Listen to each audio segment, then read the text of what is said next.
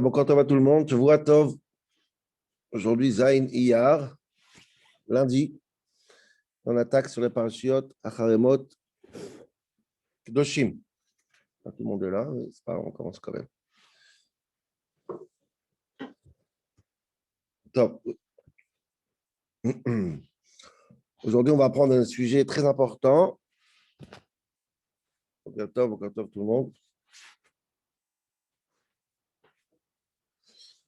Voilà, donc j'ai besoin aujourd'hui de une heure et demie pour ce shiur. On va essayer de le faire aussi en une demi-heure. C'est passionnant. Le shiur va être basé essentiellement sur une explication du Rav Shimshon Raphaël Hirsch, notre bien-aimé et vénéré rabbin. Donc, on y va. Donc, de quoi on parle aujourd'hui? Terek Yudzaïn, parce que Yudzaïn, on va parler d'une mitzvah qui a l'air anodine. Peut-être certains d'entre vous ne savent même pas qu'il y a une mitzvah pareille. Mais en tout cas, hein, c'est une mitzvah Midat-Torah qu'il faut faire dans différentes circonstances. Alken amarti libnei Israël, kol nefesh mikem lo tochal dam, la guerre agar betochechem lo yochal dam. Le passage qui commence en disant l'interdiction qu'on connaît tous, qui est interdit de manger du sang. On n'a pas le droit de manger du sang. Et là on arrive à la mitzvah. Si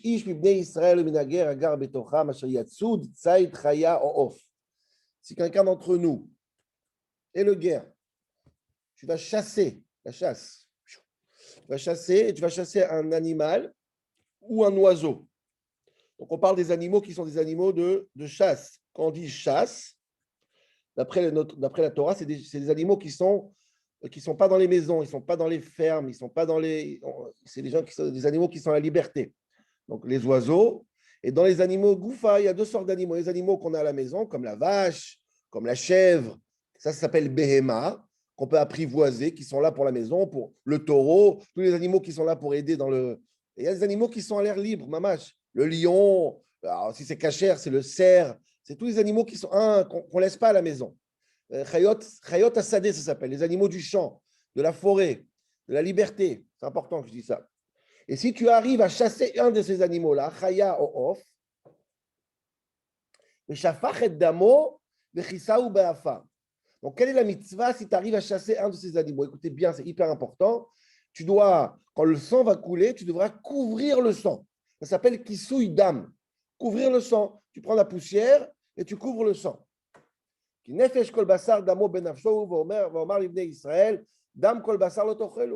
sang, c'est très important. Le sang, c'est l'âme. Écoutez bien cette définition. Le sang, c'est l'âme de l'animal, l'âme de l'être humain aussi. Le sang, c'est le nefesh. Donc, il faut très attention avec le sang. Il ne faut pas le manger, bien sûr. Mais, nefesh kol basar damohi kol ochla vikaret. Comme quand on mange le sang, on a karet, on est puni. Donc, par respect, il faut couvrir le sang. OK? Donc, c'est mitzvah qui souille dam beafa. Quels animaux, je répète, pas les behemoth que les chayot. Behemoth, c'est les animaux qui sont privoisables, je ne sais pas si on dit comme ça, qui sont à la maison, qui sont au service de l'homme, entre guillemets. Et chayot, c'est les animaux qui sont en liberté. En liberté. Donc, maintenant, on demande, il y a plein d'halachot autour de ça. Je vais essayer de faire synthétiser jusqu'à écart toutes les halachot pour arriver au but. Maintenant, dans ce cas-là, est-ce que ça veut dire que si j'ai trouvé un cerf ou un oiseau cachère que je n'ai pas chassé, Stam, il est à la maison, je l'ai acheté au marché, je ne dois pas couvrir le son, est-ce qu'il faut que ça passe par la chasse? Bien sûr que non. Mais Rashi dit ce que la Gemara, elle dit, la Torah, elle dit que tu dois chasser comme pour te dire, il faut que ça soit de manière rare. Il ne faut pas être habitué à manger de la viande tout le temps. Il faut que ça soit comme si tu chasses de temps en temps. Pour te dire, la viande, léat. Pourquoi? Pas pour des raisons écologiques et végétariennes d'après la Gemara, parce que celui-là qui mange beaucoup de viande, mais via l'idée aniout, ça ramène la pauvreté. Donc, il faut aller doucement avec la viande. Même si tu as un peu les moyens, va mollo avec la viande. Il faut que tu ressentes chaque fois que tu manges un morceau de viande, il fallait que tu chasses. Mais même si tu ne chasses pas, tu vas au marché et tu achètes un oiseau cachère, un canard ou un oiseau cachère et tu fais la shrita, bah, tu couvres le sang. Tu achètes un cerf, tu couvres le sang. Ayal, tzvi, tous ces animaux-là. Par contre, la BMA, l'animal domestique, non. Celle-là, on l'amène au misbéach, on laisse le sang comme ça. Pourquoi? Comme j'ai dit, pour pas qu'on consomme beaucoup de sang aussi. Derech Hagav, ça aussi, c'est, encore une fois, chaque chose ici, on va voir cette frustration de ne pas pouvoir développer. Si Rashi, il ramène cette idée de ne pas manger beaucoup de viande pour des raisons financières, entre guillemets, le Rav Kook, Zecher Tzadik Livracha, lui, il a un Mahamar entier qui s'appelle Mahamar Atzimchonut Ve'ashalom. Ça s'appelle un Mahamar, un écrit sur la Tzimchonut, sur le végétarien, et le Shalom et la paix, regardez le nom juste. Et lui, il explique, il faudra qu'on étudie cette Iguerette une fois, elle est très intéressante, parce qu'il faut être végétarien. Je parlais avec Shabbat, je parlais avec quelqu'un Shabbat, que les rabbinim ne parlent pas de ce sujet du végétarisme, entre guillemets, mais ce qu'il veut dire là-bas, lui, dans sa parole, entre ses paroles, il ramène l'histoire de couvrir le sang. Lui, il dit que normalement, on ne mange pas de viande, ce n'est pas moral. On le mange pour des contraintes de galoute, comme il explique très longuement là-bas, et pour montrer que ce n'est pas normal de manger de la viande, on couvre le sang comme pour dire on doit manger de la viande parce que la génération mange de la viande pour des raisons qui sont des raisons extérieures. Mais au moins, on couvre le sang pour montrer le complexe qu'on a. On est gêné. On est gêné, on ne mange pas de viande normalement. Ça, c'est ce qu'il dit le Rav Kook dans son Mahamar Atzimchonut. Le Zrat Hashem, un jour, on apprendra plus longuement cette chita magnifique de Rav Kook sur la manière dont on mange de la viande. Quoi qu'il arrive, il dit puisque c'est un complexe, au moins on couvre la viande pour dire le Zrat Hashem, un jour viendra où on ne mange pas de viande. Jusqu'à là, on couvre le sang. Ok? Ça, c'est pour l'histoire de Kiso. En tout cas, voilà le psukim de Kiso Yadam. Alors, comment on couvre? On va voir, je dis jusqu'à écart, on va essayer de voir quelques halachot très importants parce qu'ils vont être nos guéas pour le pirouche après. Comment on couvre, dit le Rambam? Avec quoi on couvre? Quelle sorte de poussière? Bacide, begafrid, bezeveldak, becholdak, tout ce qui est afar. Afar, c'est la poussière. Normalement, dans le principe, on verra dans Rachar Hirsch, la Mishnah, elle dit on doit couvrir seulement avec de la poussière qui peut faire pousser des plantes. La vraie poussière, la vraie terre. Mais tout ce qui ressemble à de la poussière, même de la poussière de l'or, zahav, même si ça ressemble à la poussière de terre, c'est bon. L'essentiel, c'est qu'on revient à l'idée de remettre à la terre, comme enterrer le sang dans la terre. Même si ça ressemble à la terre, c'est bien aussi. Vous comprenez? Donc ça, c'est la mitzvah, dit le Rambam. d'אורות של פשתן, דקה, נסורת חירשים דקה, בלבינה וחרסית ובגופה שקדשה, שכל אלו מין עפר הן. Tous ces miettes-là, ça ressemble au afar, donc on couvre le sang avec ça. Comment on couvre? Écoutez bien, c'est très important. Quoi, le sang, si le sang, par exemple, tombe sur du goudron, dit le Rambam et la Gemara, pas du tout. Il faut que ça soit d'abord, avant de faire la shrita, on met de la afar, on met de la poussière, le sang coule dans la poussière et je recouvre avec la poussière, autrement dit un enterrement. Pas une couverture, un enterrement, bas afar, qui souille d'âme dans la afar. Pas juste je couvre. Regardez la Gemara, si le vent enlève, est-ce qu'on doit remettre? Le Rambam magnifique, les Chot Gdusha, Sefer Gdusha, à la fin de Sefer Gdusha, là-bas, il y a tous les halachot, si ça se couvre, si ça se découvre. Quoi qu'il en soit, on a deux halachot très importants. Un, ça soit afar, de la poussière. Deux, dans la poussière, qui souidam, béafar. Ok? Ça, c'est une halakha que je voulais bien que vous savez ça. C'est à peu près kimat, ça aussi, c'est un autre shiur que je ne vais pas faire aujourd'hui. Ça ressemble, entre guillemets, à l'enterrement de l'être humain. L'être humain doit être enterré en bas du afar et en haut d'afar. Le fait qu'on est enterré en dehors d'Israël dans des boîtes, c'est une pshara, c'est un compromis. Normalement, le corps doit être sur du afar, mamage comme un sandwich. Le corps doit être entouré d'afar, comme le sang. Et l'afar tachou.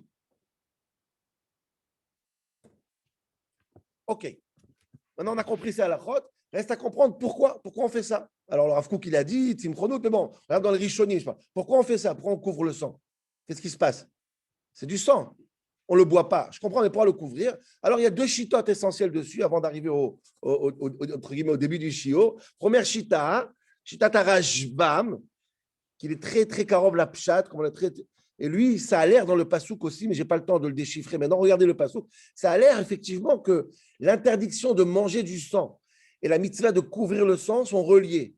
Dit le Rashbam, effectivement, pourquoi on couvre le sang? Pour pas qu'on arrive à le manger. Tout simplement. Pour éviter qu'on mange du sang.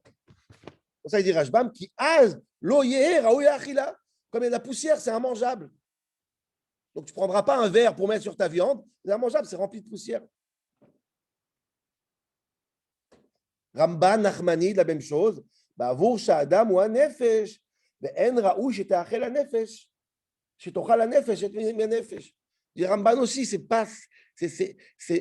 insupportable de manger quand même de la viande quand le sang, qui est l'âme de l'animal que tu as égorgé, il est là. C'est arzari, c'est cruel. Couvre. C'est sa neshama qui est là. C'est pas, pour pas arriver à manger, couvre. Couvre. Le Rambam dans Moreh Nevuchim aussi, il donne une idée aussi. Il dit à l'époque, les gens, pas seulement qui mangeaient du sang, c'était un pulchan. Pulchan, ça veut dire c'était quelque chose qu'on faisait pour la Vodazara. Pour les idolâtres, on buvait Ayushotim Dama Saïr. Ils buvaient le sang du Saïr. Donc, pour éviter toutes ces histoires de pulchan, de tfilot et choses autour du sang, hop, on couvre, ni vu ni connu, pour éviter qu'on ait affaire au sang et qu'on le boit. Donc, ça, c'est la première chita. La deuxième chita, c'est le chinour. C'est faire un chinour. Lui, il pense que ce n'est pas à cause que le sang, on a peur qu'on le boit. C'est pour une autre raison. Dit le chinour, mais sur à mitzvah. Les fiches à nefesh tluya badam, comme le sang, c'est l'âme.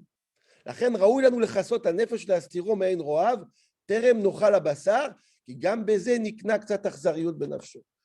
C'est pas qu'il y a une interdiction de manger le sang, c'est pour ça qu'on couvre. Non, c'est pour pour nous éduquer à nous, d'être un peu plus, moins chzari, moins cruel.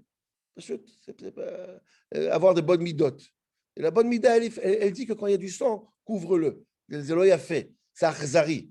Le chol abassar va nefesh nishpach lefanenu.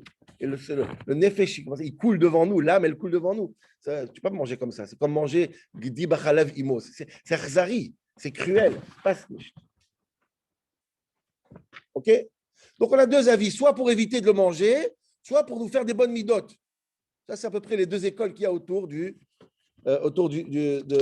Kis Mitzvah, de Kisou Idam Be'arfa. OK? Dernière halakha, que tout le monde doit se poser la question. Oh, si c'est tellement comme ça, pourquoi seulement une sorte de chaya et off? Pourquoi BMA on peut? Pourquoi BMA on ne faut pas couvrir le sang? Pourquoi des animaux domestiques, quand on les amène dans le misbéar, pourquoi on ne les couvre pas?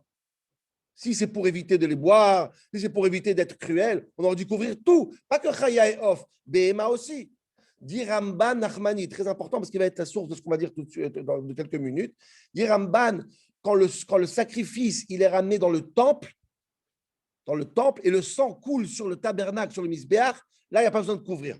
C'est kadosh.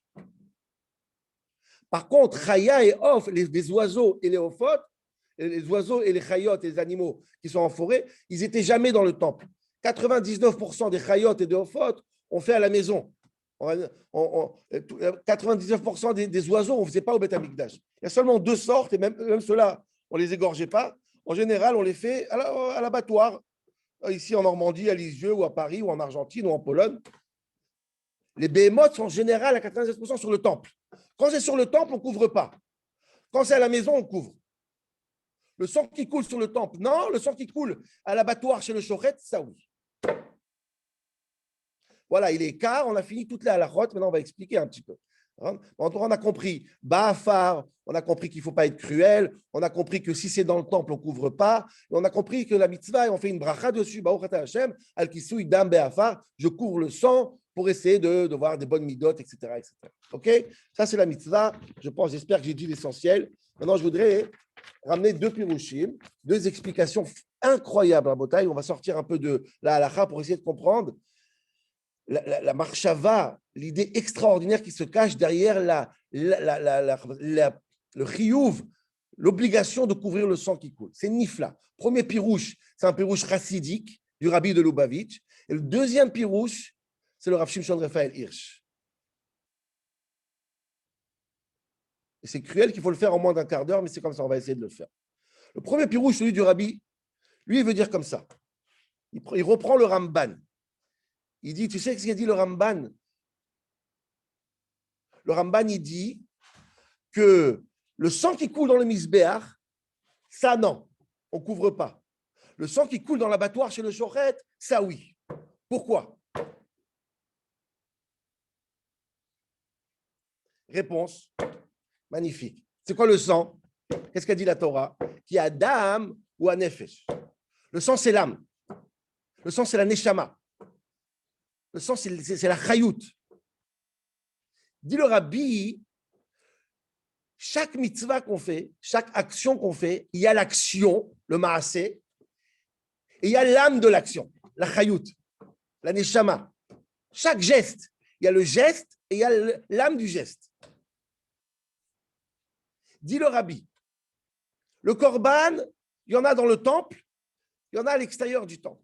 Si l'action, c'est une action qui est dans le temple, c'est-à-dire une mitzvah, qui est kadosh, qui est sainte, alors là, le sang, pas seulement qu'on ne le couvre pas, il joue un rôle majeur.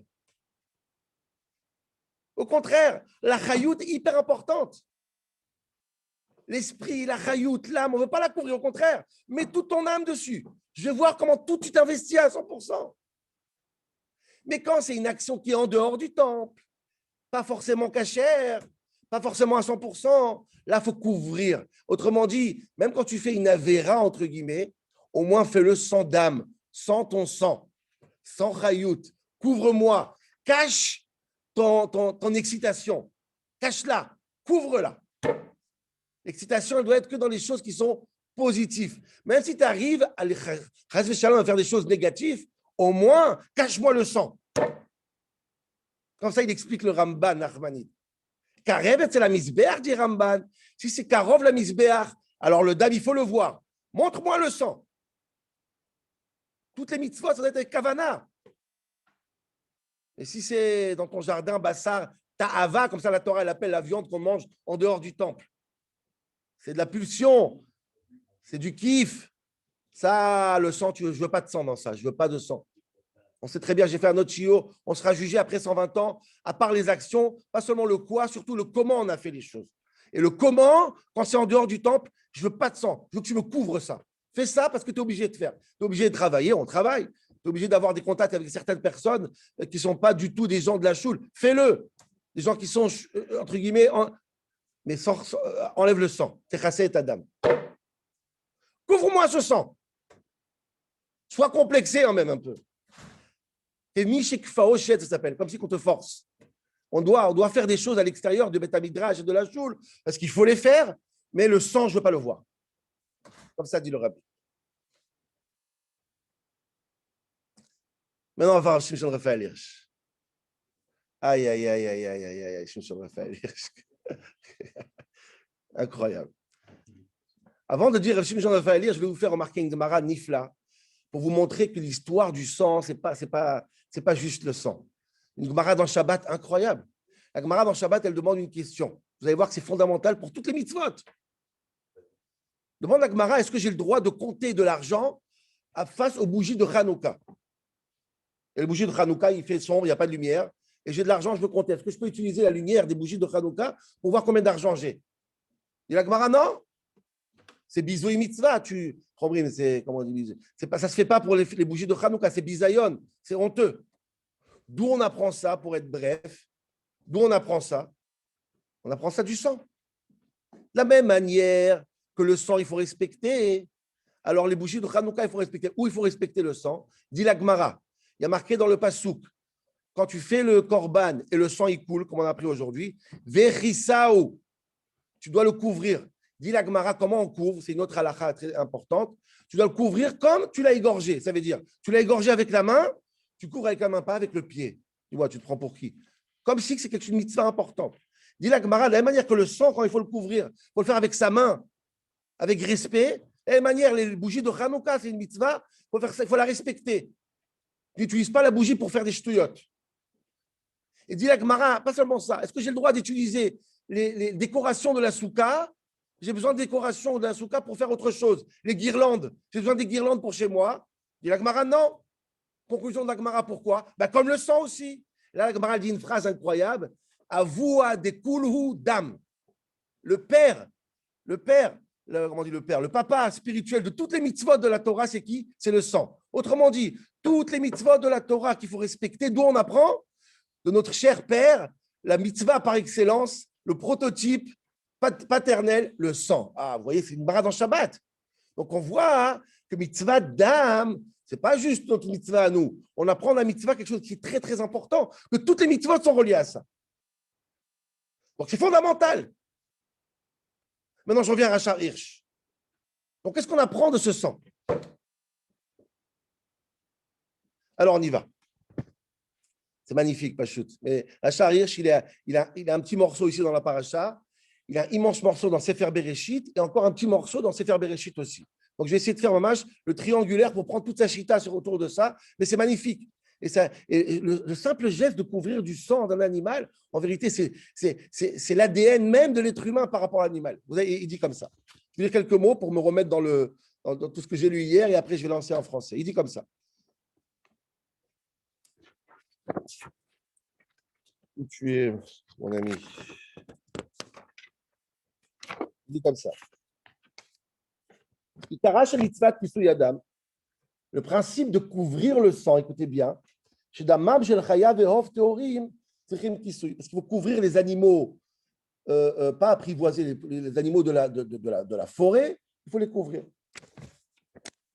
Et il ramène quelques halachot, il dit comme ça. Pourquoi c'est que ces animaux-là qu'il faut couvrir? Parce que c'est chayot anikraot, chayot asadeh. Seulement les animaux qui sont en liberté. C'est quoi ces animaux qui sont en liberté? Pourquoi ces animaux-là, pourquoi le lion est en liberté? On ne couvre pas le sang du lion, mais je parle du principe des animaux qui sont dans le champ. Il dit ces animaux-là que la Torah dit, les animaux cachers qui sont dans le champ, qui sont pas dans les maisons, c'est l'idéal animal. C'est quoi l'idéal animal? C'est quoi le principe? L'idéal premier et essentiel de l'animal, c'est quoi? C'est la liberté.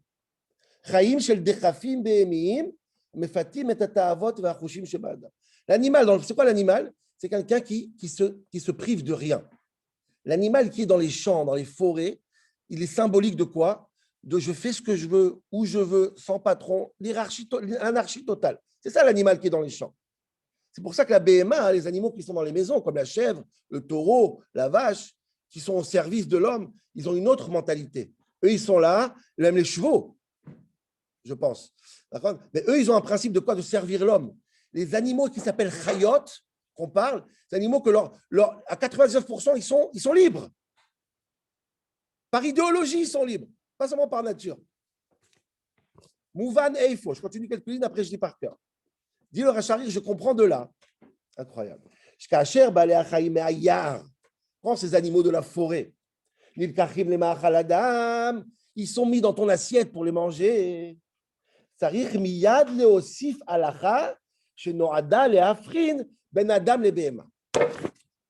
Quand toi, tu vas manger cet animal, qui est le symbole de la pulsion, la liberté, et je fais ce que je veux, tu vas manger l'animal, l'animal il va devenir un avec toi.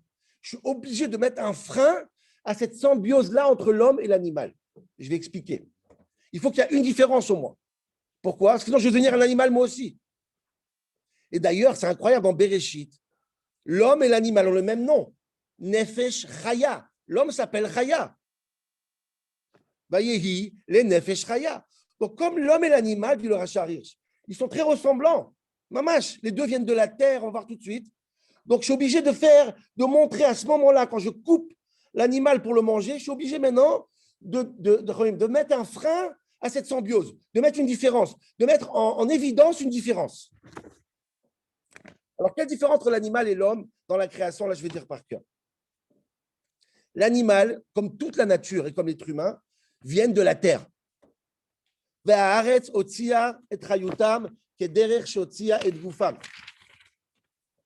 Tous les animaux, je ne parle même pas des plantes, tout ça, ils viennent de la terre. La terre a fait sortir Nefesh Chaya. Donc, écoutez bien la différence. L'animal, quand il sort de la terre, qu'est-ce qui est sorti de la terre? Son corps et son âme. D'où vient l'âme de l'animal? De la terre aussi. Autrement dit, l'animal, il vient 100% de la terre. La source animale, elle vient de la terre, à la création du monde. Par contre, ce qui est intéressant, chez l'être humain, ce n'est pas comme ça. Le corps de l'être humain, il vient de la terre. L'âme de l'être humain, il est marqué, Dieu lui a soufflé, Vaïpar Be'apav, Nishmat Raïm. Autrement dit, l'homme, il a deux sources, matérielles est spirituel. L'animal, toute sa source, même son âme, elle vient de la terre. Donc, quelle est la différence entre l'homme et l'animal? Pas le corps, l'âme, le nefesh, le sang. Le sang de l'animal, entre guillemets, il vient de la terre. Le sang de l'homme vient de Dieu. Quand l'homme y meurt, il se sépare à nouveau. Son parti matériel revient en bas, son parti spirituel revient là-haut. Ça, c'est spécifiquement chez l'homme. C'est pour ça, dit le Rachar Hirsch, qu'il y a ce qu'on appelle chez l'homme le mazal. Quand on dit mazal tov, c'est quoi un mazal? Mazal, ça veut dire que ta vie n'est pas figée au début. Tout peut changer, le mazal peut changer. Chez les animaux, il n'y a pas de mazal. Comme ils viennent complètement de la terre, alors une terre, quand elle fait pousser des arbres, par exemple, ou des fleurs, pendant 1000 ans, 2000 ans, c'est la même chose. Ça revient, s'il ne se passe rien. Il n'y a pas de surprise possible. Par contre, l'être humain, comme la moitié de son identité, elle n'est pas de la terre, il y a une place à la surprise. La surprise s'appelle Mazal. C'est quoi Mazal? On espère que ton côté spirituel qui vient d'en haut prend le dessus de temps en temps sur le côté réglé terrestre et il y a un changement. Ça, c'est... Et c'est pour ça, de Rachar, j'ai dit que l'animal, il est sur 4 pattes et il regarde toujours la terre parce qu'il regarde sa source, la source de son âme et la source de son corps. Et l'être humain, dit le Rachar Hirsch, il est debout. Elle regarde où? La tête. Ni l'un ni l'autre. Ça dépend de toi. Ça s'appelle libre arbitre. Tu peux regarder là-haut, tu peux regarder en bas. Les deux sources sont à toi. À toi de choisir. Fais tes courses. Où tu veux regarder? Tu veux regarder en haut? L'animal, par contre, non. Il est obligé de regarder en bas. Il n'a pas vu la couleur du ciel toute sa vie.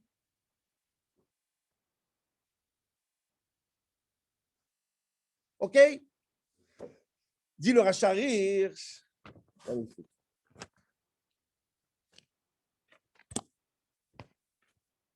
Maintenant, on comprend tout ça. Il nous reste combien de minutes? Dis le Rachar Hirsch, une fois que tu vas prendre cet animal qui est sa source, son effet, son sang, tout vient de où?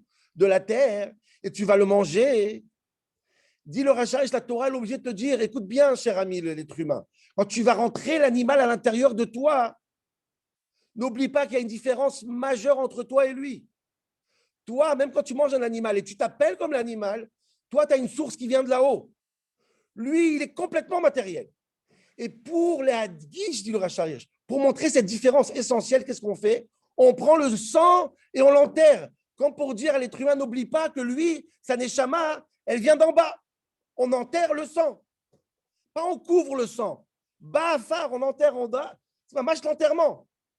Pour nous dire, tu sais, toi, quand tu vas mourir après 120 ans, on ne va pas enterrer ton âme. Toi, ton âme, elle va monter. Lui, son âme, on l'enterre. Regarde, son âme, elle est par terre, couvert comme un sandwich de Afar. Et ça fait prendre cette conscience à l'être humain. Oh, c'est vrai que je suis comme un animal, mais je ne suis pas comme un animal. Moi, j'ai une différence. Mon sang, hein, il monte, on ne l'enterre pas. Ma neshama, mon âme, on ne va pas l'enterrer. Et si vous voulez, moi, je pense, si je peux dire ça avec mes mots à moi, avant de manger, vous faire une bracha. La première bracha, d'abord, avant de manger, c'est la bracha spirituelle et extraordinaire de l'acte de montrer que le sang, il est couvert. C'est quoi l'idée de la bracha? C'est dire, moi, on n'est pas comme des animaux. D'abord, la bracha, elle commence par quoi? Par cette image incroyable que l'animal, lui, il est couvert contrairement à toi. Toi, tu as une autre source qui est là-haut. Ça, c'est Kisui Dam Be'afa. Chaque fois qu'on mange un animal, et comme j'ai dit dans les précédents shiurim, il y a 2 choses qui nous comparent aux animaux, à part les relations intimes. Le repas, ça fait de nous vraiment on mange comme des animaux. Dire à Rachar Hirsch, waouh, j'ai besoin de cette image incroyable, cette image forte que tu viens, tu prends la poussière et tu couvres l'âme de l'animal. Et tu es en train de dire, c'est magnifique comme méta, tu es en train de dire, voilà, je ne serai jamais comme toi. Moi, j'ai d'autres options. Moi, c'est possible différemment. Toi, c'est fatal. Ah, dans ce cas-là, je finis entre parenthèses. Pourquoi les béhémotes, les animaux domestiques, on ne couvre pas leur sang? Ça, le Rachar Hirsch dit ailleurs que la béhéma, elle a un srout. Elle a un mérite spécial. Béhéma, dit le Rachar Hirsch, c'est la même source du mot bama, qui veut dire une estrade. Et il dit le Rachar Hirsch, les animaux qui servent l'être humain à 100%, toute la vie, ils servent, et qui t'aident à toi de pouvoir travailler, étudier et prier, parce que l'être humain, le taureau, il fait le travail du champ. Donc, qu'est-ce qu'il fait l'animal? C'est comme une estrade, bama. Grâce à l'animal, l'homme, il peut s'élever et prendre du temps pour étudier. Donc, bahama, Béhéma, dit le Rachar Hirsch, le rôle de la Béhéma, c'est quoi? C'est d'élever la personne.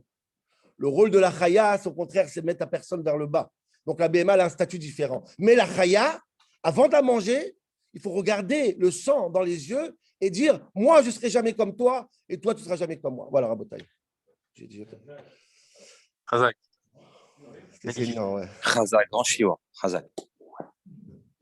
Ceux qui veulent les sources de Rachar Hirsch, envoie-moi un privé.